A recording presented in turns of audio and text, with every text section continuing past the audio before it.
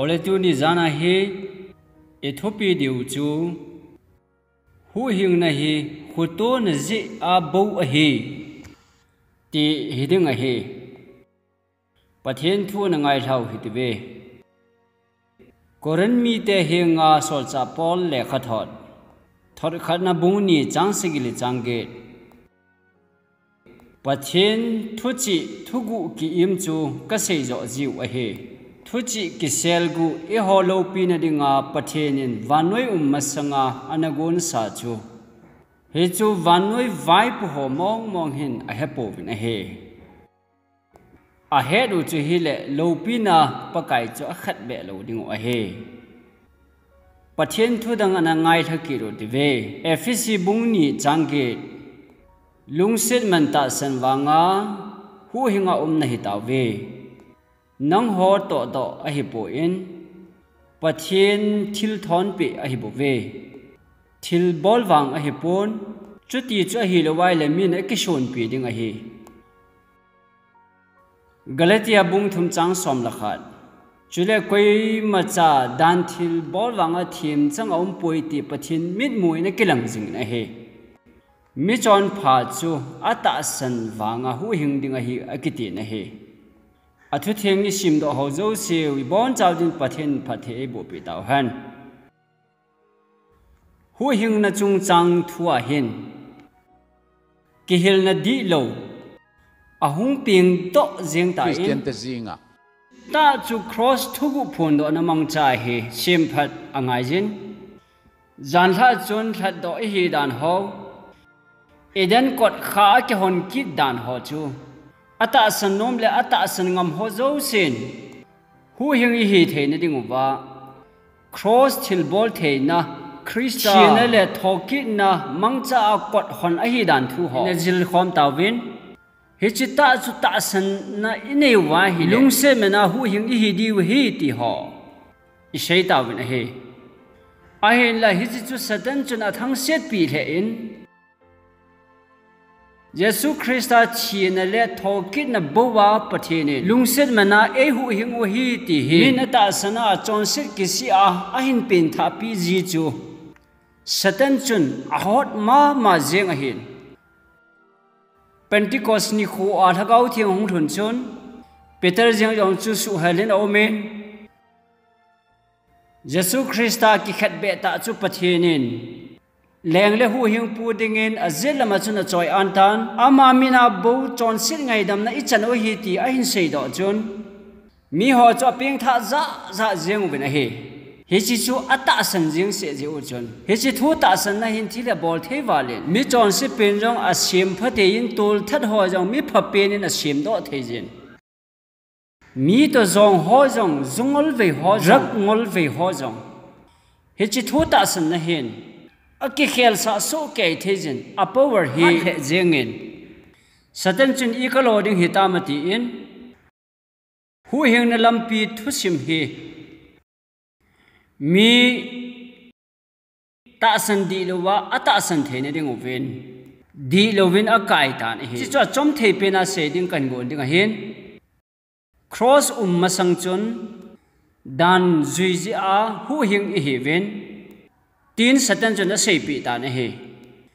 gan thi sana ki thoi na ho ji le cheptan ho ji le sabat anit ji u wa chi dan da thu pe azui ji u wa hu hing dana a sei pi ji a he chu hu hing a hi na di wa poi mo ta a he ama wang hi chu Israel cha then azo ta lo ji u vin Krista chu cross a hung chi angai ta in atiu a he kat thu se hi phatte chan ngai tha vin he chi pathian thu hi kilhep na la kilhep na len pen hat pen a hi chi thu hil he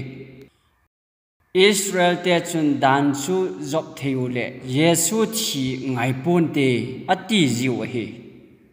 Te chun mi hem te chun dan cha zui thei ta lo zeu ven thulhung hlui lai chun Jesu Christa chu cross a hung thi ding a poi mo ta in cross a Jesu athia pat wang chun dan job angai ta pon lung set wanga them chang hi ve atiu a hita na he di le kilom ta ahin la pathian hot lam ta ki hil na hiding a hi chi thu hi cross a jesu a thia kon jun dan zo bangai ta pon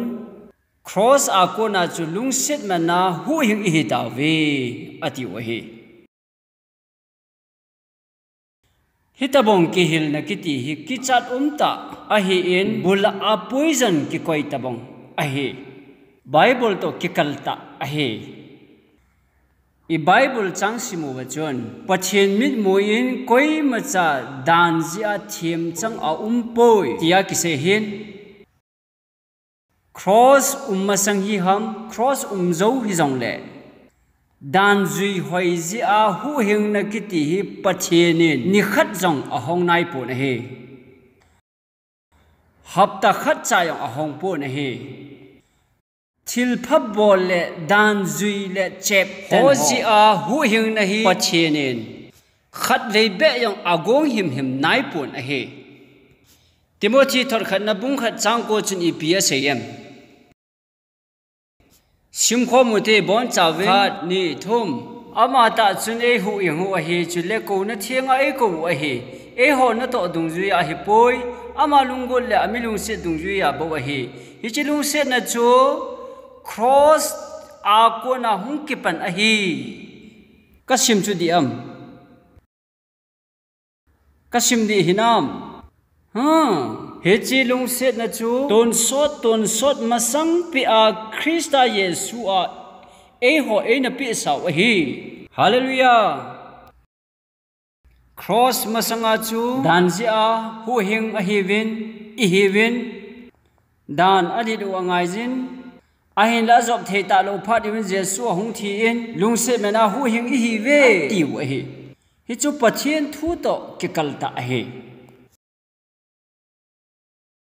Hichiki hilnadi lo hi hiti hin sei chen leo han Israel cha te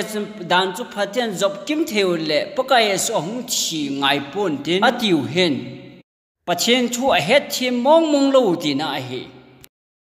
koi ma mi malin kadem pon hi a thu hil di lo layo hi kadem chu a kho the jingi Israel cha te le thulhung luya mi te chun pathian dan chu itabongin job kim selu jong le dan job na hin hu hing na api thei poi ti hi pathian thu hi amen dan zui bukim na hin hu hing na e pe thei po ve hebrai bung ko chang som ni le nia chun thisan so lovin ipiatiam azob thei umam chon sin ngai dam na him om poi Jiye chun thulhung luya mi te ho chun sapa chu itabongin nit jong le Thusom pe yong itabongin job kim selu jong le Dan job na ji a hu hing na mu thei mong lo hi Khat ve chu hi chi thusim hi khu khada ka sei kho mu vin a hi le Mi pi ang sunga sei khom dingin 80 vin Chairman khat uma Kagol pa khat chon kakinil pi ding pa chon cross masanga chu dan job angai jin heji chom hoding a hu hing na a hi Noah khanglaya dia kongsui chu hu hing na a hi in Abraham te khanglaya chu chapter ki ti chu hu hing na a hi in Mose khanglaya dinga chu gana ki thoi chu hu hing na a hi in Jesu Christa hung ding ko na chu John Baptist nga baptize san chu hu hing na a hi Jesu Christa thia thokit nu nga hi ta san wa nga hu hing na a hi in tu awang hi Jesu Christa me na baptize san hu hing na a hi ti ami ho an hi la hi kidang ka sa he jeng na hi hi chu na ho thu ta san ham hi nge ati na hi Bible ka sim do to ki bang hi be Noah khanglaya chu kongsui ji as hu hing ding chu hitale Noah chu van gamal hun phat le kong sui chu ki sun pi ding ti na hi ding a hin hu hing a hi na ji chu Abraham phat laya a chep tan nau chu hu hing na amanu a hi le van gamal hun teng le ke ho chu hi chi kavun wal wa hi hu hing ka hi we ti ding a hi numi ho de de wang chun chep tan ni yong ane kit po bin a hi hu hing hi thei ta lo ding u ti na hi tan ten Mose khanglaya chu gan thisana hu hingan hitale wangam apchi tiangule gan thisan ja chu wangam kai hiding hiwinten agan chau chu kishon pi ding a hi Baptist John hun laya Baptist bol ji a hu hinga hi le hi chi Baptist John cha son ki dingu kishon pi hi ki bang lo heling a hi tan hi wangama chu ke ka Bible head dan chon a kisong zo sen pakai chu kison pi hanti a kizi na hi ti chu ke yong ka satan chapter ham kung sui ham khat chu thulung lui khanglaya chu poimo lo hi pon a poimo na hi pathen thu pe jong a hi ama wang chu hu hing na a hi pu na hi he chi chu ana ve chen lew han Noah phat lai chun ta san na Noah chu pathianin kong ki sui ding in asei pi in ain sumi te jo se hu hi na ding kong a suye ti hebrai chun se na hi ama wang chu hi ji chun adam chon sit na ko na hu hi na lam hilovin tui len ding a ko na ki hu hi na ding a shem a hi in pathian ata san na patip na thupi hin a poi mo ma jing na he ama wang chu kong asui zo nu chon hu hing a hi nau chu arada thanga kong akinga chon ata sanu pathin mesia hungding hichi pathin chapa thisan ta chu that do ka hi ding hi ti pathina ko na her sa na anadon bangu chon ata san nawe ti kimu chen thene ding en gan thisan chon ki thoi ngalu vin Hichi kel ngoi no a thau chun pathian chapa hi Calvary cross a hung thiding a hi hichi ji a bo chu hu hing ka hi ding a hi ti chu amon ana head a hi amen hichi a chu hichi cross ana vet sa apang ata san nau ta lang na a pang pa chu athil bolu chu hilovin ata san na zal zowa ata sanu Krista thisan zo achu adama ko na tuni changi a hi mi zo se Krista wanga bo hing hi ding wa hi hallelujah Mose yong ane ve ki lew han Hebrai bung som lakhat isimu wa hi le join Mose ki khan lit phat in ta san wangin Pharaoh chanu chapati kimin voding adan aman chom khat chon set a nom sa sang pathen mi te to bol he su gan thei khom ding chu a thang cha ta na he Kaloi pa to ka sei khom thon chu hin sei kit wa leng kaloi pa chun se chu thul hung lui lai mi hin BC amta masang pe na thitan Jesu chu edi som la khada athi in Jesu yong a moment mong mong po ye Jesu wanga hu hing hi thei mong lo de ha ti na hi Abraham ho jong ama wang Bible chin i ti na seyem Mose chun Egypt gam go zo se sang in Krista a ho sit now chung nung zon again in a he aje chu aman to phatman asan ding lam jing chu avet a he ati na he Mose chun ta san wanga Krista amu sit now chu Egypt gam lopi na ho zo se le choi ad na ho zo se sang chun agel thupi zon a he hichi ji a chu pathian mi te to tho gan thei tho ding chu athan ngam zo he kum zakhal som nga sung se a cham chakhat johnson of sa jigama faro din mun lo sang chon Jesu Krista zala su gan thei na zo he anathan zo anahi na he mu thei lo chu anamu ma san a he thul hung lui mi ho zo se chun adama kun chun Calvary cross anakin na penu cha hitan a he hallelujah Hichilo awang hi pathian ngai dam na momong thei talo a he cross thu te lo ka ki son pi ding poitin pol en se na he chuji a chu mo se chun ta san wanga Egypt gam chu pot do san a he he chu Calvary cross chu ana hin a he a hi la Abraham chun Jesu amu phapo I tiu ham paka Yesu ni ti a sayem John bungge da paka Yesu hung lai chun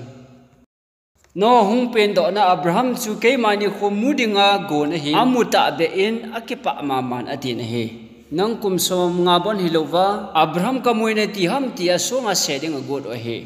Abraham masanga jang ka hitai ati he amen Abraham in hoya Jesu Christa muham achapa isak mai chamchunga athan laya chu ati hi Jacob chun Moria thanga nachapa changkha chu than do in a hinti na hi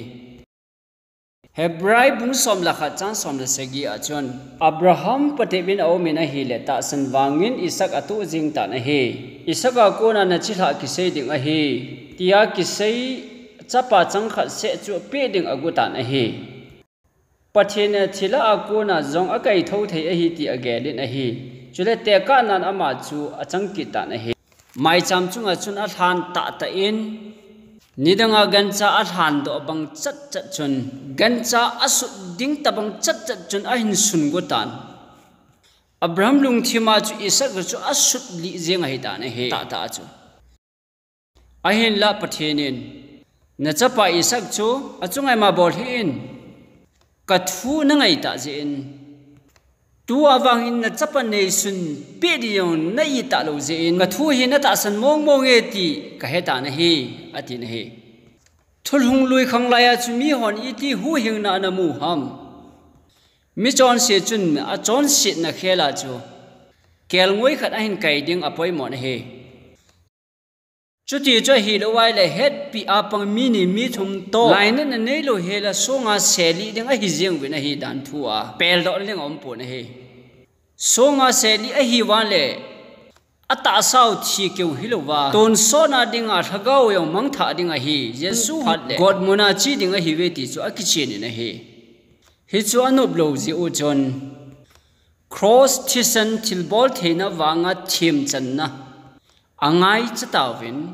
Jesu Christa cross a thi ding kel do na in kel ngoi no mahapulo cha hin kai win kel ngoi no lu chunga cha chon sin aw phun do ba kel ngoi no chu atha ji o he chi kel ngoi no chu mi chon si pa ama khutta atha kel ngoi no thi sana su a alai sa ting le chu chi mi chon si pa so nga seli ding pa chu lung sit zala ngai dang hi ji a hi athona thim chan sa a hin mi chon pha a phun do nga la hin chon phalo chu chon pha a sim a hi in hi ji chu ta san wanga mi chon pha a sim I hi nau chu a hi ipiji a songa seding chu pel do the ham ama thi san ki so ding khela chu kel ngoi do thi san so a hi ta na hi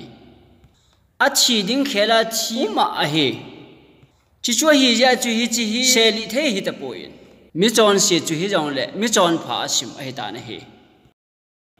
hi chi chuni pi hama va sa I ti wa hi le nang le ke hi mi chon si dan dung zu ya I te le thim na ding khat chai nei po win ton so na mang tha ding I hi ta win a hin la Jesu Christa pathian kel ngoi no chu cross a e holding a hung thi ta ji a chu Jesu mi chon sin ke a ding a hi Christa hi ke ma ji a thi a hi ti ama tha khela thi a hi ti a pathian kel ngoi no thi san ka chon set pu sa ya la sem pa na sem banga chu I chon sin na zo seu chi phon do wa thu pha I chai wa I pilam hi jong le ki sia Christa lama I chi teng u le he chi Christa thi na chu pathian in e ho chi na banga I na sim pi u mi chon se chu mi chon pha e phon do hi hallelujah chu ji a chu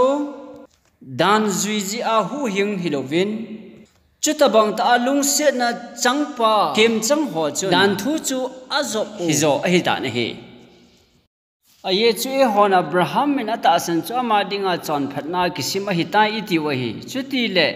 I ti om pe na chon pha kisim ham a chep tan jo ha chep tan lo wa om lai ja ham koi ham adon bu thei a chep tan zo a hi pon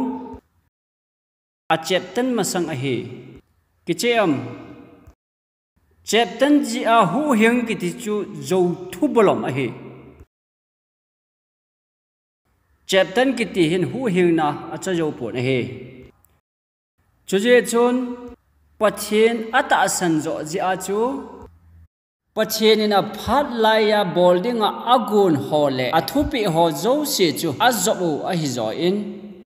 azop masang pe chu asanga masayo chu pathian ata san nau zo chu a hi hallelujah hi chu tu nia jong ingai chat pen tau chu a hi na he che jing o hi te Ipuloyo Abraham ina chapa isak mai cham chu nga lung thana pi zinga hi le hi chu ana to chu ama dinga chon phatna kisim hilo ham ipiham thil bol chu isaka mai chama than na ti chun isak ta chu a than in a he hechita chun pathian ata san a hin pho da a he pathian chu ta san lo hi le chun a than do lo hel ding a he a thinu hi yong la pathian a kai tho thei ki he ti chu aman ata san ngam a he chi ji a chu a than do ngam a he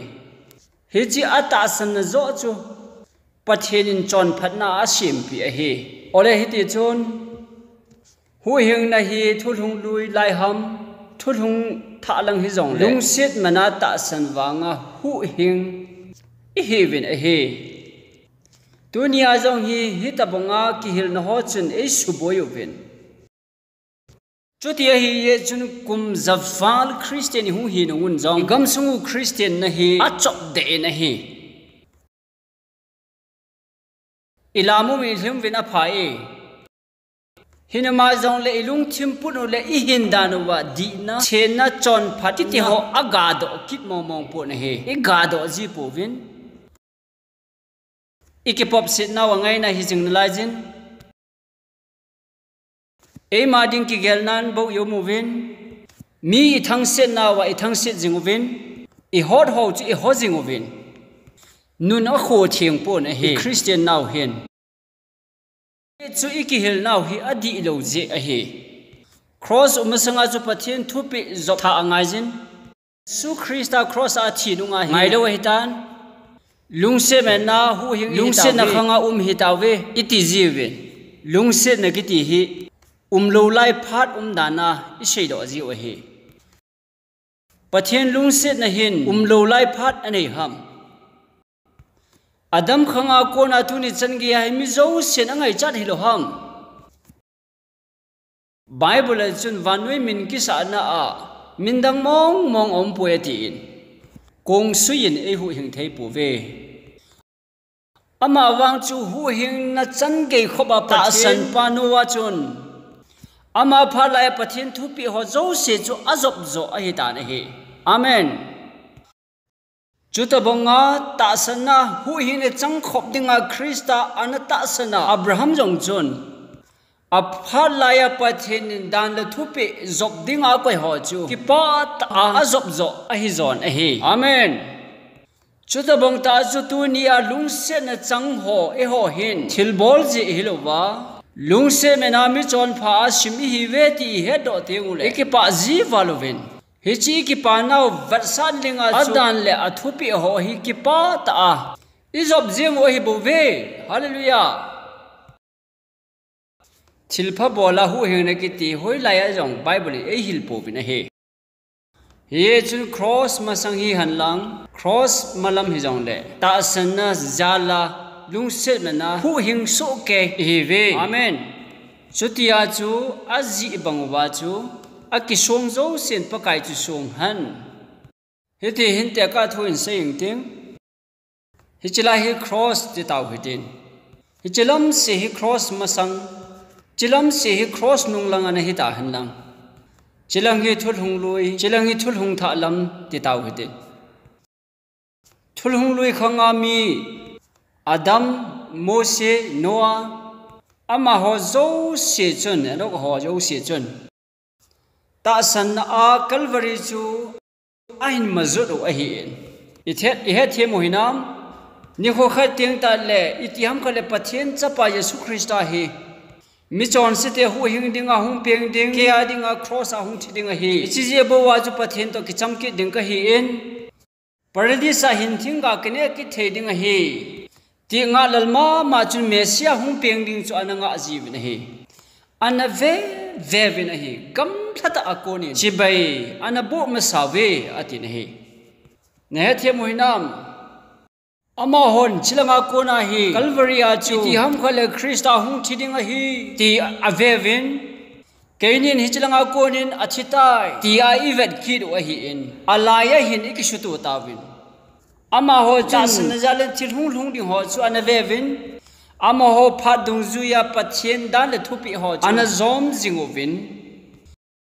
hi chia thu pi zop na chun hu hing na hilovin pathian ata asan naw ta lang na a he a thu pi ho zo se zop thei ding khoba pathian ata asan je u chun hu hing pu hung peng ding mesia hung kit ding a chu nga lal ta in anave jing uvin ni se chun pathian dan le thu pi ho chu an zop uvin pathian in bolding a pi zo se la hil zo se chu thungai ta chun an zom uvin a he hi chu ho je chun Krista chu mit nge in Calvary a chun mu pha hi uzong le ni se tempula na to naw le thisana ki thoi na ho jingka ni la ana to na nei naw ba chun Calvary chu hil a hi jing jeng uvin a he chiye chuna mo chu hamong ta in am ho zo se chu ta san na nein athita win e ho yong hi se ta bong ta chu Jesu Krista cross a anathita ya ang ni le som la gu ba ko ni Krista thisa chu ita asanovin he chi Jesu Krista chu kata asana hi ti ta lang na dinga chu pathian ni ho phat la ya thu pi ho e hil ho zo se chu abona izop so ke yo wa hung hi jeng ta na he he chi dan izop ho hi cholnga ni idit ho ku wai ne dum chet lo ho iwo chane lo ho hi hu hing na a hi pon a hi he chi Jesu Krista lung set na zana chu athona thim chang I hi naw he chen sat ho le ki pa a peng tha hon Bible in bol hin ati ho zo se ki pa ta a I bol lo a hin bol lo win ati chu ki pa ta a I bol jeng wa hin he chi ithil bol ho chu hu hing na hilovin hu hing cha te I hi naw ta lang na zo bo a hin hallelujah pathian hi ton so na ki khel khamong mong lo a hi in khang khat dinga dei tui van le ki chi sat sat thul hung lui khanga dinga dan khota job dinga mi phut pa cross nung lama mi te ho dinga wang ima kho talo ima changai talo wa lung set pathian dana a hi mong mong pon he cross masang le cross nung lama mi ho hi alung put hi akibang jingin a he Yesu Krista chu ton hi yan hi ton so na jong abang chu hi jing jeng ding a hi ti a hi zon a he hallelujah he che thul hung luya mi te ho zo se chu athu simo na veo hi ti ve Hebrai bung som la kha chang som la thuma hi te ho chang se chu ta san ne jin athigam taw ben a he thu tep thil te ho cha chang lo hi taw ve a hi wang hi te ho chu gam la ta a pangu ben movin ale mun chi bai jun a hi chule ama ho chule si chunga khul jin le gam dang mi a hi chu a sei do taw ben a he gam la ta a ko na chu pathian chapa thu tep promise one ati chu anagal da wa hin la anamu man lo a he he su ta san na anamu zo a he Tita bung thum chang a Paul ni ti asem hu hing na hi e ho chama I bolu chon phet thil bol wanga Halloween amana milung se dung ya pen tha na asila thagau thenga atha sema e hu hingu wa Jesu Krista ko na I chung wa let set ta a asun la a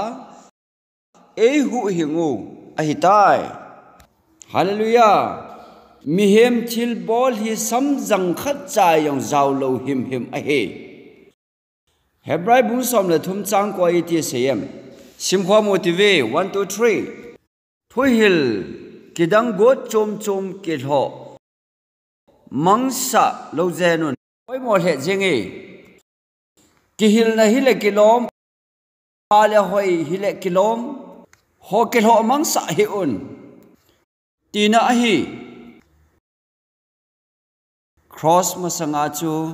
dan job angai jin sabat ni jong angai na lai jin chapten jong angai na lai jin thu som pe jong job angai jin he chu ma ho dia hu hing na hin la he chu abol zo lu ta je wa chu Jesu Krista chi ahung ngai ta in ga ngai to bin Jesu thi na hi sei nai khe u bin he Israel te chun dan job kim theu le Jesu Krista thi ngai lo dinga again lo a hin la ipathian thu chon leiset ki sem ti la ki that sa kel ngoi no chu vanoi ummasang pe athidinga gonsa anahi tai ti chu pitalin bung khat chan som la ko som nia e hilovin a he ama chu leiset ki sem masanga gonsa hi tan thidinga tôn sót pathian lem gut na a chon set man chu thi na hi je chun pathian thieng thi san bo se lo chun mi chon se chu athat do thelo ding a hin chu ji a chu Israel te chu Abraham chilha Jacob chilha nam som lani a ko na hung ping do me a hiwin hi chi ma sang pe chun wana gal ki sa na nom tan hi chi van ki do na a chu Lucifer le Satan chu a kinil hanin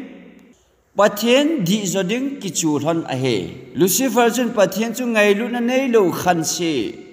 dan kho ta mi obbe pathian banga ana the thang a hin van mi te hem than Adam le Evi jong a hem than chu ji a chu cho zo si a chu ko hi ham pathian di zo ko ham zui ding a pha zo ko ham ngai lu na adim pathian chu ti hi cross mang cha phun do apoi mo ji in pathian hin cross he vanoi masanga anagon sa ahitan he hisi thogu ju ton so na ki im zia hin tu wanga hi mi thieng te ko ma ki phung do hitai ati hi pathian ju thang wait han iti lai pha ti jong le dan hoi zia hu hing na chang koi ma khat cha jong seiding aum nai pun a he dan zop na wanga na changkiti hi pathian thu a hi uma jong mong mong lo a he lungsen na zal a hi so ke ye ti heading o a he Yesu Christa thi na hi Israel ten dan ani thei ta lo ji uwa pathian na ganga a hin bol thu a hi pun Israel nam jong a pin do masang vanoi le leisit a pin do masanga pathian ton sot thil gong pan van ki do na zo se satan le Krista ki do na su fel na dinga chu cross hi ana sem sa hitan mi hem te iti ni ham khala chun asim dinga hin chon se na yong thu the hi in de than the na ne ding ji chun chon se na hung hlat le ko ham mo pu ding chu ti chun Yesu Krista chu thiding in leisit ki sim masanga ana ki tim sa hitan he hi ju zon ale khabuji achun ke pana thu pha jan bung khata atil chun thu aumen gos hichi thu logos ti chu pathian a hin hichi pathian logos ati thua ki that dinga na sa chu ata sain ila owa ahung ta in pa chapa lopi na bangina lopi na chu inamu ta wen lungse la thu ta in adimen hichi atila thua dan chu iti ham mi chon se na thu a hi a hi le ko hem mo khela thiding ti a ke ma hi ka thi ding a hi ti a thidinga tha dinga ki gong sadem a hi ta in chu ji a chu leisit ki sim masanga ke that sa kel ngoi no achisanin vanoi hu hing han ti la in saji pathian chu thang wait han hichi cross thulo pi ta he mi hem chi na hin angai to do zo pu na he pu chong khu ma mang cha in la in a hin sei do ta in mi hem chi na in ka ngai to do zo pu e hu hing pu thugu hi a hin ti tan a he hi chi je ta chu Israel nam hoyong chu an het thim lo a hin kum sang ni wal leng mesia pathian cha pa hu hing pu hung ding anangau chu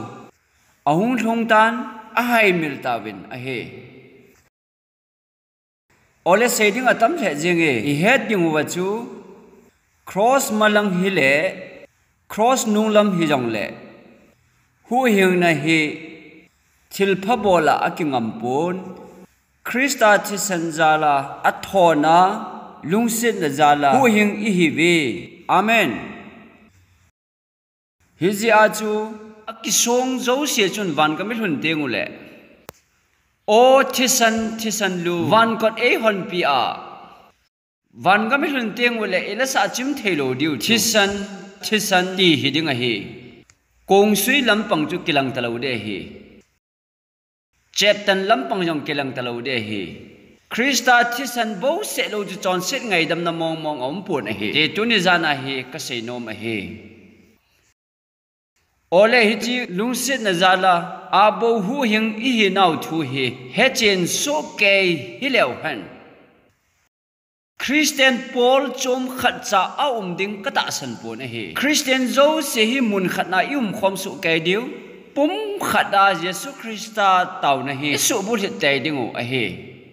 le tu ni hian Christian Paul chom sang som thum le sang thum hi ta na he agim nei he jeng na he hu hing ding ki go che ke to lo hil hi chi kho ka sawal na he hi aju cross thugu phon do hi apoi mo the jing na he hi chi cross thugu phon do na manga he pathian ni gam sungu Christian te ho he sim tha dio anomen pum khana Jesu Christa a sim tha ding e no mo a he lungsen na ji a hu hing na chom chan se ki lew han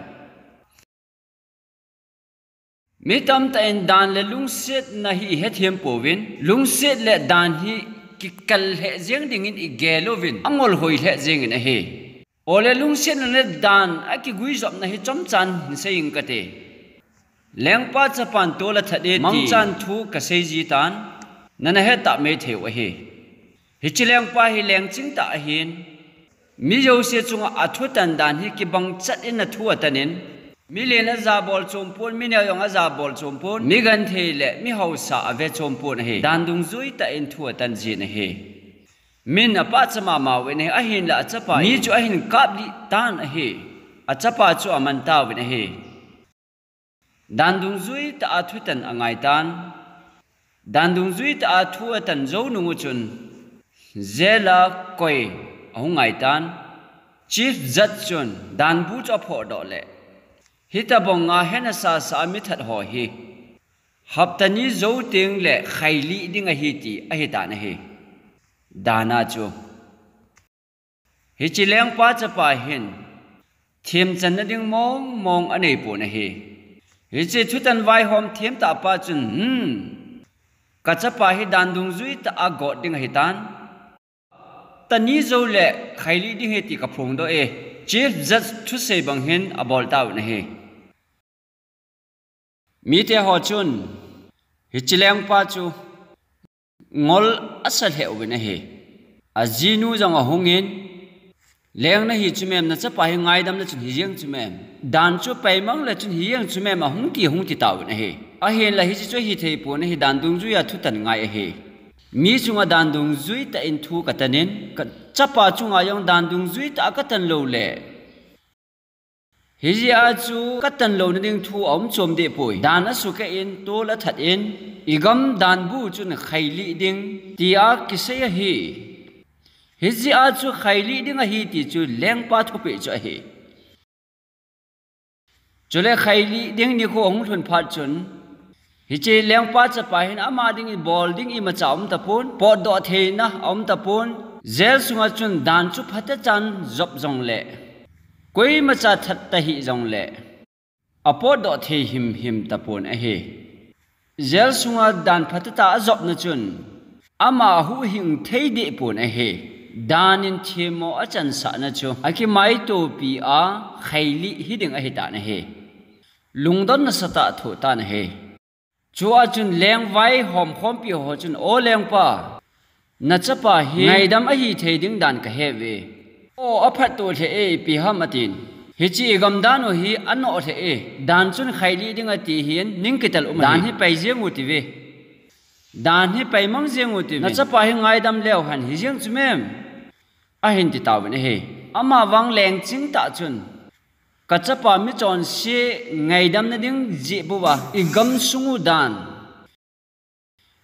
sungu dan hi pai jeng ta lew han dan zaw lo i ti thui tan diu ham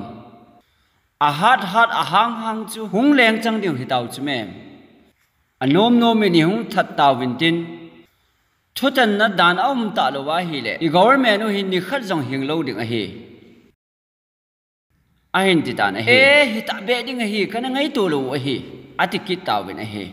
ipilam pi hi yong le mi chon se khat ngai dam nom je se se pi thutan na dan pai mang ding bolding an hi be jeng na he hi ya chu thil bol khel pa chu thiding a he Ezekiel bung som lek bung get asei bangin ama wangchu achi ni hung thung ding a hitai lengpa chuna loi hole azia chate koma icha pau boy pu hi ngaidam a hi na ding lampi khat bo omin ama chi ding khela chi ding mi koyam khat na mu wa hi le ama khela hi chipa chi khaili diu ama hi ngaidam diu hi nang boy pu nu boy pu khela hi na thi jing ngam lo ham e kai ba ka thi dam ipi ka bol sit am ati kit a hitan thutan ho chula khat cha khela thi ding om puin hiji a chu danina phut dungzui thi na chu mi chon si chunga chung jeng ding a hi achapa chu khaili ta hanang hile hichi leng pa chu leng gilo ta amin agel kit ding a hin hichi leng pa chu na chapa chu ngai lu ma in ahin la dan dungzui ta athutan anom kit in dan dungzui hi le khaili ngai a hin ngai lu la ngai lu kit in khaili ding anom poin mo ngai dam ding hilela dan tu ki to lo wa thutan dan thu su ke hiding a hin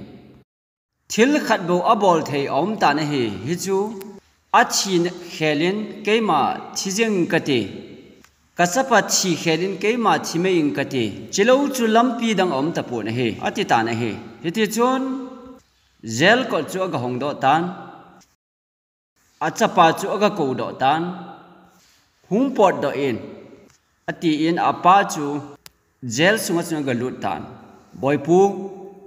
na chil bol gim nei le jengin na dan su ke hi gim nei le jengin dan dung zu ya thu ka tanu le na chi te te ngai jen na por do na dingin dan hoyang pai mang ka govin dan hila pai mang thei a hi po in thutan na dan lo hela chu government o ding thei poi na khela chi ding mi ka holovin ka mu zo povin nang la ka ngai lu in dunia hi nangin ka song khol hi ki a in lang ken nang song khol ke ang ka ting nang khela ka chi ding a hi tu nung teng le hi tabang hi bol ta hi in dunia hi nang chon sit ja ka chi angai ta na hi a hin ti tan a chapa chun a kap za jing ta na hi hepa ke ding ji anang na chi di ham kho ka sa le jing e leng lo pi pen mi te gel sang pen chon sit na nei lo pa chu ke ma chon sit ji a hi tu nia khai li ding na him hepa ikimu ki ta lo ding hin o hepa ka hin ngai na lom ding e ne ngai da min ka sel he jing e thi na lo wa hi nang thi lo wa hi ke ma ne gai na ding lampi thei lo ham ta pu na hi lam dang pu na hi wana ki khel loi thonin khaili na ding da ging de hitai gang tai na chapa do sa in boy pu in lama chi in lang nanu koma na pa in nang dinga ka hin na ka pi hin anu na hilin kalal to na a ka khela thu na tan ding tu nung teng la hi tabang hi bol ta hi ta o nang dia ka thu na hi hin sumil hi ba in tin a hil ta na hi ti chun apa ama khelin a khaili ta na hi apa a khaili li u chun he chi tol that mi chon se pa chu mi chon pha phun do ahung hi jing ta na hi piji ami chon pha ki phung do ham achi ding khela apa thi a hi ta na hi danin hi chi mi chon se pa chu a khaili thei ta pu na hi sopi dei ta te ho hi che hi lungset mana hu hing na dan chu nang le ke hi ton so zela I hi ta win van thu tan na kot hin e convict ta win thi jeng ding mang tha jeng ding I hi lai ta wa a phat chu a hung thongin dan thu noya ho ipilam pi hi yong le hu hing thei ta lo ho chu pathena chapa yesu krista chu dan noya ping ding in a hin sol do tan e holding in jesu krista chu cross a hung thita in hi chi je se abo chu nang le ke hi pathian lama mi chon pha phun do hi tawin hi hallelujah hi chi mi chon se pa chu leng pa cha pa chu koi man the mo achan sa thei ta pon hi a chi khela pa thi ta je chun hi tabang chat a chu nang le ke yong hi koi man the mo e chan sa thei po bin hi thêm mò chân nín cái kia sẽ tập bôi cái pa lung oi tai hi chi cross thu mu thêm ho lai na hin sim do ji na he ti chun apa khel chun lal to na chun vai a hom thei tan a chi ding khela thi apa ji chun a hin na chu hing hoi na omin apa lal to na chu alu dan a he kapa ka chi ding khela thi ji in ke hi mi chon pha lal to na lo thei lung sit mena hu hing ka hin ke ding en tol tha kho ta poi tol ka that ki thei tai ati thei ding ham ka thi khelin ka pa thi tan lung sit mena hu hing ka hitan kanop nop ka tha a hi thei tai ke ading in dan su ke yong kho ta poi ati thei ding ham ati thei lo ding hi angai na poi hi ta banga chu Jesus Christa e holding in athitan cross achun hichi aju hu hing hi tawin dan zo bangai ta poi iti di ham athei po na he hichi satan thu hil a he hichi leng cha pa chun athi khela thi apa mel cho ve in gimnei ati be se in ama zi aju apa in atho hi ti he chun alung sung chu azul thatan ni kho hung sot nu chun apar han chun aga chi in apar han chu aga koizin hepa ni ngai da min ti apa I ma cha he thei lo ko ma chun aga kap jin a he thil phalo bol ding ham tol that ding ham lampang chun lung thim la ngai to na ho chu amang ngam ta pu na he thi chanin ta san ta in apa ding chun a hengin dan le thu pe chu mi zo se sangin azop hoi zotan a he hi tabong ta azu tu ni zana hi Yesu Christa chun ichi ding kheluwa ATP wa hitan cross a ATP wa hita zin athona them chan sa hi wen ithil bolu khat cha zau pu ne hi chol nga ni ini je wa hi poi ivo asane lo wango a hi poi ama gon le lung se na wanga bo e hu hingu a hi ati na hi pathian chu thang wat han ole chi leng pa thi na ni pia phun do amana veu hiti be achapa cho ngai lu he jeng in hi angai lu na thu dan cho hung kilang in hin na thibe chan thil se bol khalo helen achapa thi ding khela thi jeng chu achapa ngai lu dan hung kilang in ani na a achapa hi ji a dan chu sumang jeng lovin thi na chan ge zo chu athu zo in dan dung zui ta in thu atanen atan di the zenge ti hi hung kilang do he athom na ding chun dan hi ipilam pi hi yong le pai mang the hi poi dan chu nol the hi le chu anol jeng ding a hin achapa chu ngai dam me ding a hi thilowa la dan chu phiet ha jeng han nang hi government chu si jeng ding a hin thil hi thei a hi pon dan lo wa thu tan thei a hi pon a hi chi chu hi je chun dan hi adat he jenge dan pai mang a hi sang chun mi chon si hin khu that na dinga pa a thi angai ye ti chu a hin ta lang ta na hi amen athum alina I pi ha ma ta lang mi chon si mong hi lo mi chon si khela a thi jeng hin chon sit kho sit ji an su ke kho dan a hin sulang tan a he kichenem rombunga changu ba phat mo lai ta wa apart chadin Christa chu chon site tha khelin hung thi tai ole Christa cross a hung thi na chun pi a hin ta lang hitam Calvary cross a pathian chapa thi kai hen huna mi chon site dinga thu a umpa universe ho zo sen a hin vet u chun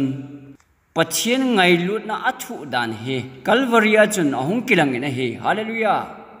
ani na dinga chun pathian hi thu tan vai hom di ta hi mi chon si ho chu dei chu hi le dan apel ki a angai dam the hi a hin la di na pathian a hi ding le dan chu apel ke thelo a hi dan hi pel ke ham pai mang a hi sang chun Bà thiên cha bà Giêsu Christa deng dòng chu mi chọn si te ding a thi zo ding ngai a hi a thum na ding a chon ipilam pi hi yong le dan hi pai mang the hi pon dan hi su mang tha a hi pai mang a hi sangin bà thiên cha bà deng dan thu noya thi zo ding a hi ali na a chon bà thiên cha bà chọn si na mong jong nei lo mi chọn si te hu hing a hi the na ding a cross sunga thisan kainel nula thijeng pathian chapa chon dan thu su ke hi akho le jenge satan chon akho poi nevin na thi lo ding hi pathian dan thu su ke hi thina hi poi anati na hi ahin la dan thu su ke hi apoi mo le jenge dan thu khat se su ke ji mi chon se te dinga ahung chi ngai chaliu hi chon se thina ban cha su se thi atam le jenge John said kiti hi akho the jenge pathian dan su ke hi akho the jenge ti hi cross na hin phung do ta na hi pathian chu thang vai han a chaina chu pi ham cross in hin phun do chu anga na chun diabol zo se yo se calvary a hung kelang do a hi amen hi a chu thip khen cha calvary cross mang cha satan hi zuiding a hi poi dan thu su ke na lampi hi zuiding chi a hi poi dan thu nit angai ta poi ti a ki hil na lampi hi ipi lampi hi jong le pom thei chi na hi po na hi satan hi ana zo the jeng na hi ti hi calvary hin a hin phun do a hi amen hi chi cross nga pathian cha pa thi na je se lo wa chu van le se hi ki cham theil hon lo a hi tai mi hem te le pathian chu a ki cham thei ta po a hin la krista thi na hin ei ki cham sa ta vin ama chu iki cham na hung hi ta na hi hallelujah ye chun tu ni hin he che pathian ngai lu na lo pi ta hi la in vo begin hin phong do in tin ke mi chon si dam na ding an hi la hin sa lai ta hi ke mi chon si dam na ding a hi chon si ane ki het a hi le idam na ding wa krista thi na thu la hin phon do la ya hi pathian choi at na ding a I to muna ko na idin ding o hi ana ngai thau ti ve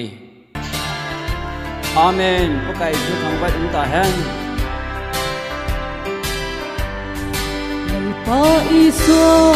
ning ma ngai na thuk le sang ja hi ka don changin thu le na im kapuang sen lo bianga mitui alo hai tri mangai na to phok ngai alo ni mangai na tu na po ato po ke amoy na zong sor kangin ro pui na ngai po min na heti ang bangai na maglero ka thei na zong in kapwa na ti theng po in ka zui chela amen hallelujah ro pui na zong nei tu le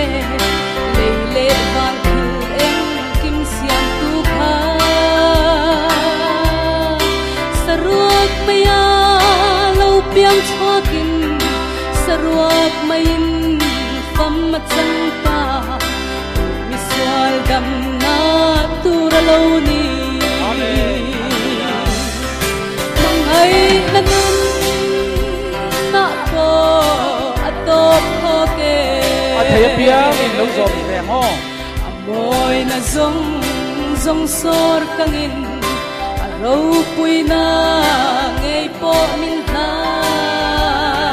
heti ang e mangai na ro pui heti ang mangai na maglero pui ka thei na zong in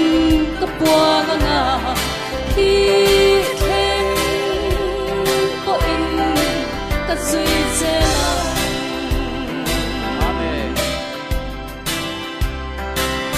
yan ni na nei ring ma se ni shing te ang sâu và lâu piang in boy angaron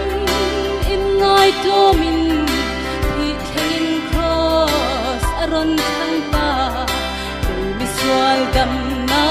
tura lo ni Amen. Hallelujah. mangai na nun na ko atop oke amoy na zong sor kangin araw ko'y na ngay po minna heti ang bangay na maglero kathay na zongin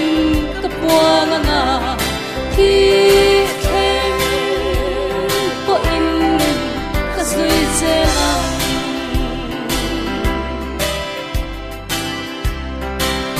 lâu te po ti dam tu le Vị thí để ngày po cải thấu tu khá. cai thấu tu kha ma ni in ti dam tu la vin hi khen cross alo chen ta mi sual dam na tu lo ni Amen. mangai na nun na po atop oke amoy na zong sor kangin araw ko'y na ngay po minna heti ang bangay na maglero ko'y kathay na zongin kapuanga na kikhen po in kasoy selang